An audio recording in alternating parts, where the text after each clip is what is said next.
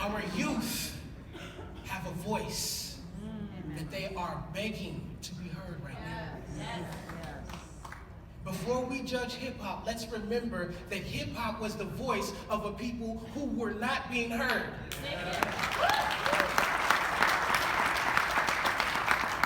Hip-hop is the voice of the people who a lot of times are meant to be forgotten about. If we don't like what's being talked about in hip-hop, that means we have work to do.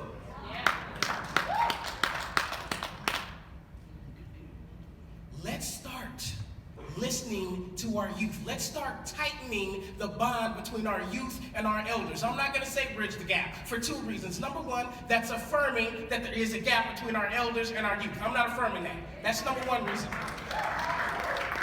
Number two reason, saying bridging the gap only gives y'all opportunity to quietly laugh at my teeth, and I'm not going to give you opportunity to do that.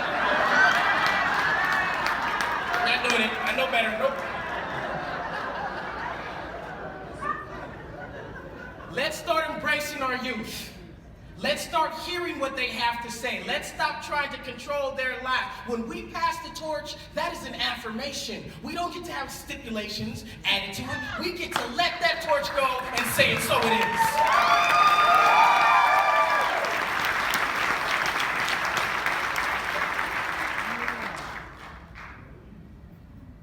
I am so honored to be here today.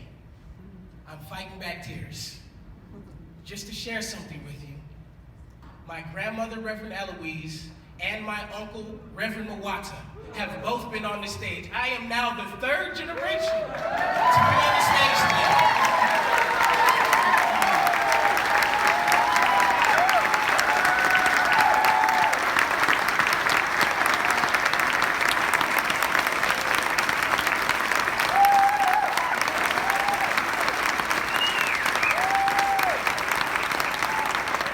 I'm also fighting back tears because I'm looking at that clock and I'm doing something I ain't did before. I am on time.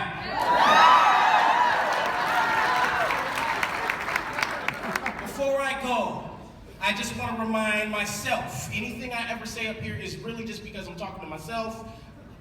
Y'all are just here so I don't have to feel crazy about it.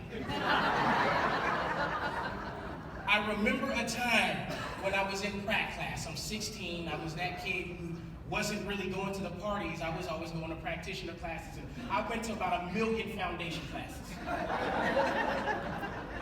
And my uncle was talking about how there are no victims. And of course, that's when everybody starts standing up. Well, what about this? Well, what about this? And he said, listen, you outswam millions of sperm to be here. Not only that, they did a study that the egg actually chooses which sperm it actually wants to fertilize. He broke it down and said, not only did you swim a marathon, but you also had to give one heck of an interview once you got there.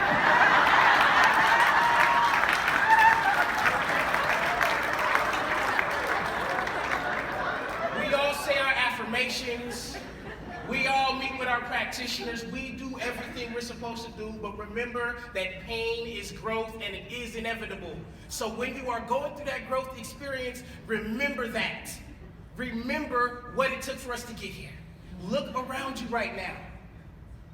This is the All-Star game, y'all. You made it. This is the All-Star game.